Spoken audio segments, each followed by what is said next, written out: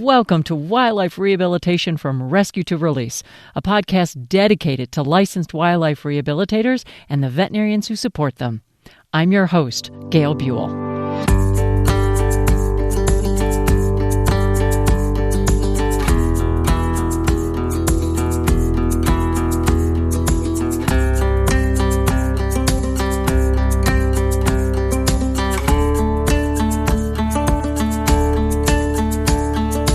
We are continuing our discussion about the safety system with Andrea Howey-Newcomb, Maryanne Yingst, and Marian Quinn. And again, safety is in all capital letters. Listen in so you know exactly what they stand for. But it is a system designed to help train volunteers for rescuing and transporting birds to keep everybody safe and stress levels as low as possible. How many people are we talking for your field response teams? We have, for my group, maybe 20 people. 12 of them are on a group text. It's a busy group text. And the other ones, I will privately text them. The reason why I implemented that is in the past, if there was a call from Tri-State via text and or email about a bird, there might be three of us calling Tri-State for the same bird. So Sure. it was a waste of our time and energy for the three of us to go after this one bird. So now when we're on the group text, if there's a call for a cedar waxwing hit a window, then I would put on the group, hey, I'm going to get that cedar waxwing. Then that way the other two can say, okay, I don't have to do that. So that was why we put that group text in. Okay. Andrea, the team at Tri-State, when they're answering the phone and everything, and they're like, "Oh, we need a field response team." Do they have particular people that they call or text to alert them and say, "I'm deploying you," or how does that work? I think since technology has changed a little bit for us, we now put out a blast. That's what we like to call it, a blast. So it is in an email form, and then people who choose to be a part of it, it's also through text. Okay. So it will give a description, very brief because we're limited on characters, but it will give a description of what it is, where it is, and what the situation is. So for example, it might say cat attack, woodpecker, Elkton, Maryland. Or it could say hit by car, bald eagle, assessment needed, and then the location it's at. And then they know to call the front desk again, the wildlife hotline team. The transporter would call and say, yes, I'm available. Give me the information. And then the coordinator will then give them everything that the presenter sent them. Then they make that contact with the presenter. So the transporter or capturer is making that connection once they decide they're going to take it on with the presenter. Yeah, it sounds very similar to what we're doing, but I just wanted to clarify that because there are a lot of facilities that don't have any kind of rescue team or field response team, and they're relying on whether it is the finder or the presenter or a conservation officer or animal control officer or things like that to bring animals to them. And there's a lot of places that I think would really like to start something, but not sure how. And your system is so well set up that I want people to get exposed to this. Yeah, it really is a challenge. And as we know, wildlife rehabilitators don't have time to leave their clinic or their house, wherever they're doing their work from, to actually go capture these animals. So relying on a team of volunteers is really the way to do it. And it really has evolved over the years here too. At one point in time, we wouldn't go after anything unless it was a bald eagle. Then it evolved to we wouldn't go after anything unless it was a dangerous bird. So it definitely has kind of evolved for us too, because we just didn't have that capability of going after all these animals. We do try to make some networking and relationships with wardens and, game law enforcement. And Marian has done so much up in Pennsylvania. They've been really pretty responsive. So just depending on where you're located, you might be able to team up with agencies in your state to see if they can help.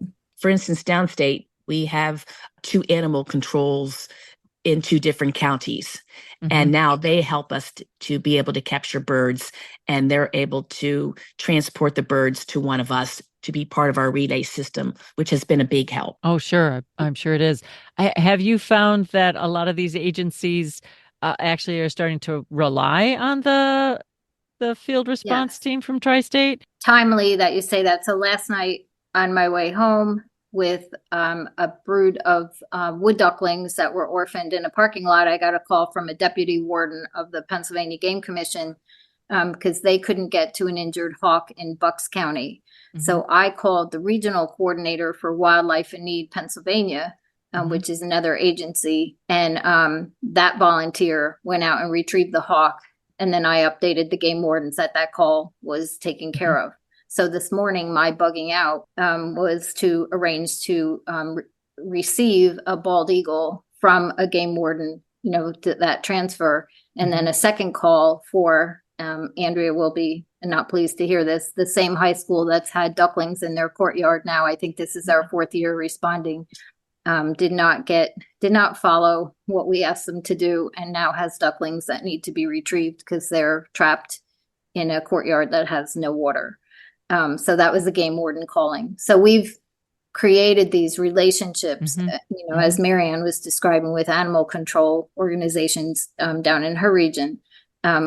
But we've created these relationships by providing, you know, just offering training. I've been told by every game warden I've worked with that their 44 weeks of training, they're law enforcement officers first and foremost. So it does not include wildlife capture in any great detail.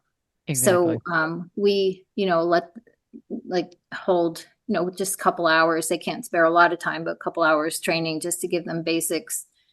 That we do the same training that we do with our volunteers using carcasses, so that through the carcass they can learn, you know, size of bird, of weaponry, how to handle a goose versus a hawk. All of this gets covered with them. The 2-sheet method, we teach that. So we've kind of honed it down based on what they've told us that does get covered. You know, certainly working with the public gets covered when they're learning to be game wardens, but how to secure a bald eagle that's fighting you doesn't necessarily get covered. Yeah, and it's forming a partnership with these other places. Absolutely. There's a group of Delaware mammal rehabbers in the state of Delaware. They would do their thing, and then Tri-State would do their thing. Now we're kind of working together. Oh, there's a bird in your area. Can you get it? Or there's a turtle in my area. I can get it. And all of our meetup spots are the exact same places that they meet other people. Wow, so it's absolutely perfect. Now they don't have to drive an hour and a half to get a turtle because we're already coming up with the bird. So we work together, and it's so much easier, less time and energy spent. So it works all around. It does, and more time than spending, you know, for those rehabilitators doing what they're supposed to be doing to caring for the animals. Yeah, again, it's a we and not me. I love it. I love that. The reframing is so important because it does change how we view things. And I love the way you say it is not us and them or anything like that. It is we. And yeah, of course we're going to help you out. We are so much better together. Absolutely. Really lovely. Thank you for bringing that up.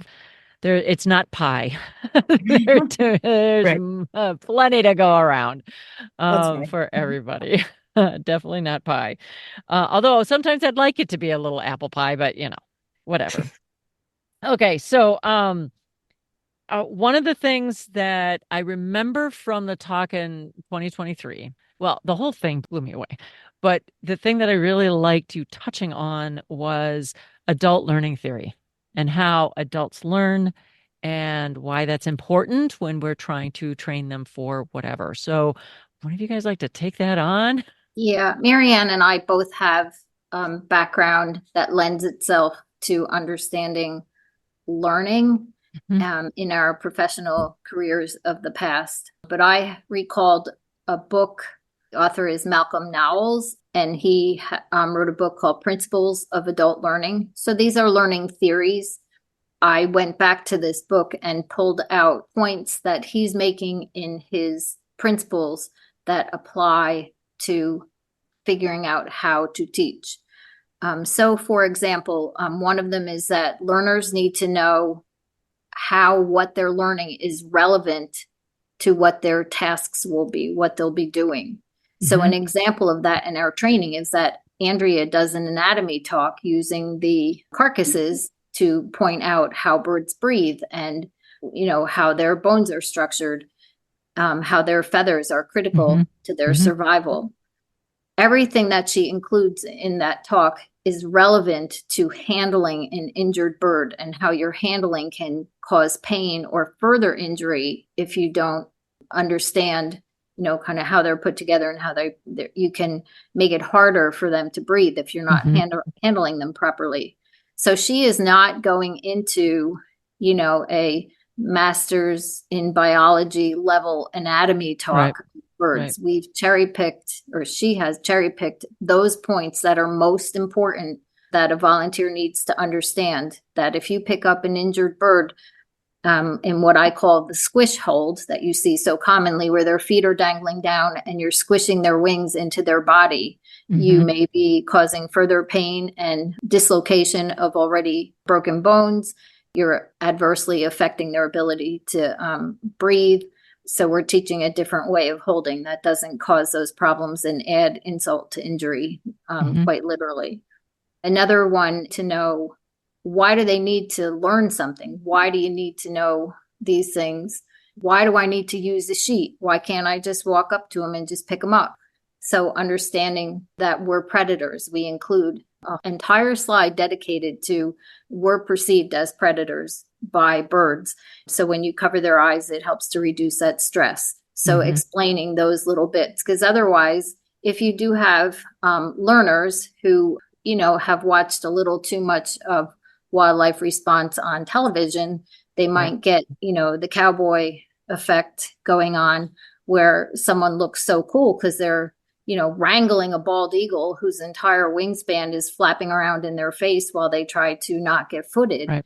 And that never happens with us. We don't stand up with the bird until it's burritoed and the weaponry is secured. And it's for your safety and for the bird's safety. And all of that gets explained. The why of why we do it this way gets explained. And it's very task oriented is another aspect of adult learning, and that they can practice what they're doing and see how what they're practicing applies in the field. There's two types of people in how you learn. One is auditory, and I'm a visual person. If you tell me how to hold a bird, it's going to go in one ear and out the other. But when I actually see you hold the bird, I get it. And so that's what we're doing with the level 2 training. We're doing the auditory and visual learning. And then out in the field response, that's actually visual.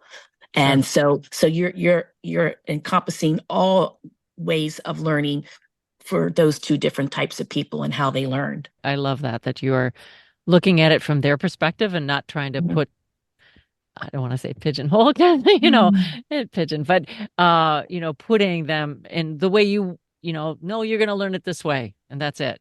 That's really one of the biggest changes we see with our history of how we were training for this particular subject.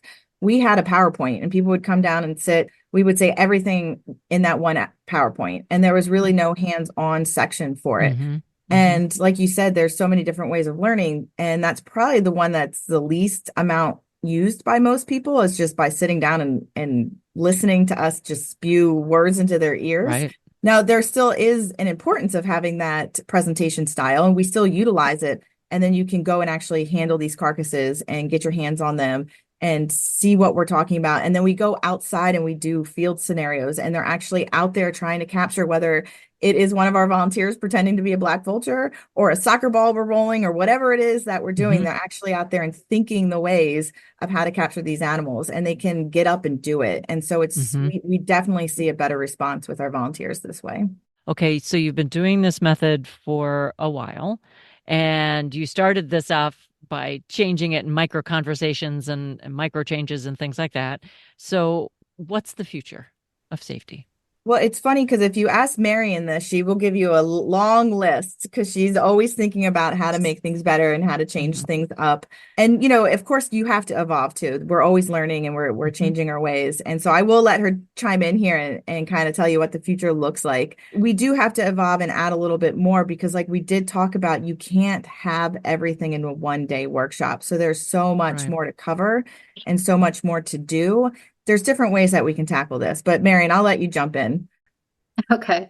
There's an almost endless degree of detail, I guess is how I would describe this. So at our last training, one of our experienced volunteers pointed out to me that people were not getting the hock hold. You know how when you hold a raptor and you have to have your hand firmly, but not white knuckle grip over their hocks. I had to figure out like how to explain, like how to cup your hand, put it around the hock, and then you're holding in a manner that the bird cannot pull its foot back through your hand.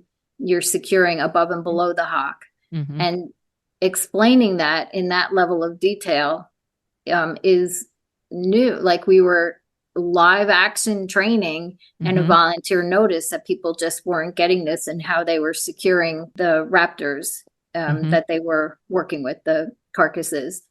And that's happened. We've redesigned the training several times since 2018, since we started.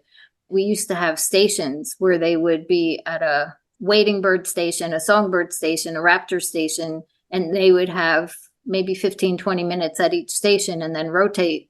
And a volunteer in one of those trainings came to me and said, I have no idea, even after going through, how you got that bird out of the net because it was too fast. You have to really break it down. So we changed how we're doing it. Now we have everybody gather around one demonstration that's focused on a raptor, great blue heron. We need now to add on learning modules. So what's next is going to be potentially video trainings. Our oil team has a learning management system they started working with. So putting videos for both oil and for our transporters that teach some of these, again, like these micro details. I ran into Andrea's office the other day and told her, I think we need a 6-week course or whatever I had in my, like we need the basic training. And then we need a module on waterfowl and a module on songbirds and a module on how to prepare your tote for transport, what size tote to use. We cover these things, but in the actual doing of it, there's a lot of details to it that cannot fit into a 1-day workshop. So expanding to 2 days is one possibility, but then expanding beyond that, where we have video modules that are add-ons, like advanced level 2 field response.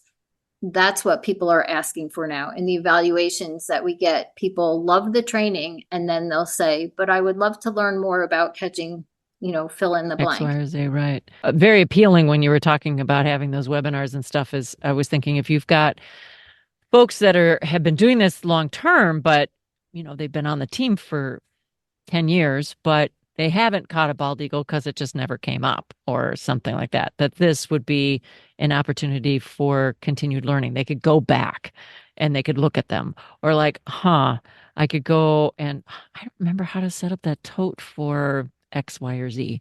And then they could go back to those. They can certainly ask too, right? But I am a visual learner.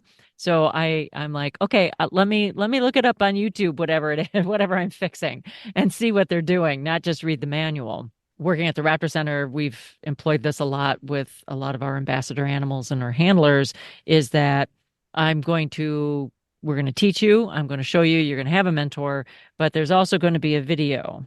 And you have to watch it and you have to get checked off on it so that if we see something that is kind of varying from that, we can just double check and go back. And then I know you have done these different things and then we can help you. Yeah. The mentoring portion of it, as Marianne was describing, is so important. And that's one of the reasons why we haven't gone to video training.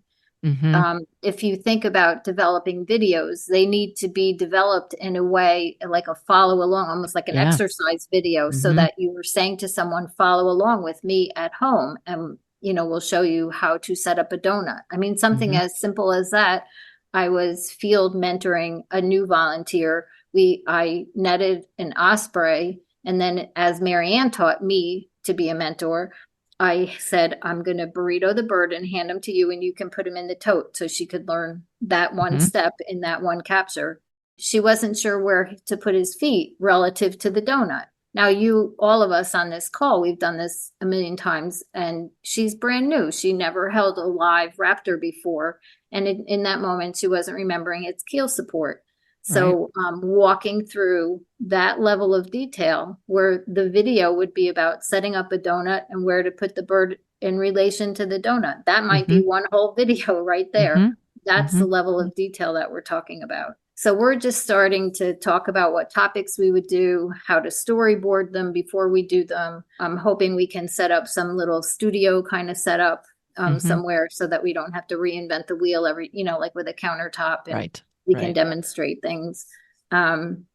Marianne and I have talked about videoing out in the field, like an actual capture, and I did buy a harness so I can harness my phone to me and video what I'm doing as I do it. And that's more challenging than I thought it was going to be. So I'm not there yet on that. It is. I've tried many times. And not saying things that you don't want on the recording. That's one of my challenges. I have to school my language. Yes, when I get angry at myself for, like, what are you doing that for? Kind of stuff that I say in my head, and not calling, like calling the great horned owl, I'm sorry, sweetheart. That's how my head is talking, but that doesn't help the learner learn what the steps are. So keeping that out of the narration. And Marianne is just so good at that, at saying, now I'm doing this and here's why. Now I'm doing this and here's why. Training the trainers, that mentoring piece, right? So training mentors to be able to mentor, to break it down and break it down and not get frustrated with the learner, and all of that can easily happen if you make assumptions. So much of us who are, quote, old timers at this came up through some level of clinic experience and training. Me too. And now we are bringing people in, they were a presenter who expressed passion for birds and wants to help. So as was in our presentation at NWRA, now you're starting with hearts in the right place, as I call it, the internal motivator, but you're having to almost like dispel everything they ever saw on TV or, on Instagram or wherever they might have seen it, to say, we're going to follow these steps. And once people, again, explaining what you're learning and why, at this step-by-step level, you get people on board with that training to understand the safety element for themselves and for the bird, and the other stuff can fall away. Okay. So as far as what we've been talking about today, is there anything that I didn't ask or we didn't cover that you would like, oh my gosh, we need to talk about X or Y? What do you think? Honestly, I think we covered a lot of it. I think the biggest thing to mention is that this is, as with everything in wildlife rehabilitation, it's always going to evolve. As we learn, we're going to add new techniques in, potentially have different theories and methods on how we do things. So it is constantly evolving. And, that's kind of the exciting part as well about wildlife rehabilitation.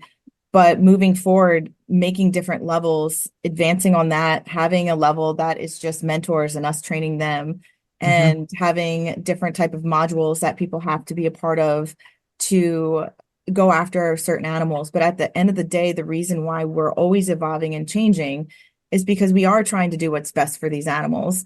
We are taking ourselves out of the equation. We're taking the ego out. We're taking the cowboy mentality out, and we want to do what's best for these animals and give them the best chance possible. And even if that means bringing them to a wildlife rehabilitation center to be peacefully released from their broken bodies in the form of euthanasia, we owe it to them from the very beginning of capture, to putting them in a tote, to bringing them to the center, to have those high level of ethics and standards for these animals, and to know that we really need to take ourselves out of that equation and give them that peace that they really deserve.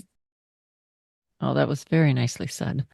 Yeah, each one of us is very important. And just it really struck me throughout this conversation about how you're training volunteers for this is that, of course, all the volunteers, just like all the staff, represent the mission of Tri-State, right? And represent Tri-State. And the way you train and the way you're working with volunteers and the way you are representing and putting out how, and mentoring and how you capture and how you transport and all that kind of stuff is just, without ever probably having to say the word professional, you are training them to be professional and represent Tri-State, and being able to show that presenter with that wild animal that Tri-State cares, right, about those Mhm. animals. And because you get those calls where it's like, well, I know it's just fill in the blank, and it's like, Mhm. no, it's important too. It's Mhm. important too. And you noticing and you caring is very important. And the volunteer going out to be part of that field response can represent that and show that. And you guys have been talking about that in spades without us ever having to say the word professional. Any last thoughts before we wrap up today? No, I'm just so grateful that you allowed us to have this conversation with you, and maybe hopefully get the pieces moving for other rehabilitation centers that maybe have been struggling to get a group together to figure out ways to save more animals. And we're always here to talk to anybody, and it does take a village to do what we do. And hopefully someone can take a little bit of a piece of this and move it forward to what they're doing. And every animal that we can save, we're making a difference. Every public that we get to communicate with, we're making a difference. Hopefully this was helpful. Is incredibly helpful. And just as it blew my mind into 2023, you guys did it again. I love the system. I love what you've created, and it's very strongly going forward. And so I want to thank you very much again for coming on the podcast and taking the time. Special thanks to you for listening. Our guests, Andrea Howey-Newcomb, Maryanne Yingst, Marian Quinn, Partners for Wildlife, and the Raptor Center at the College of Veterinary Medicine at the University of Minnesota. To learn more about the Raptor Center and Partners for Wildlife, visit the Raptor Center at umn.edu.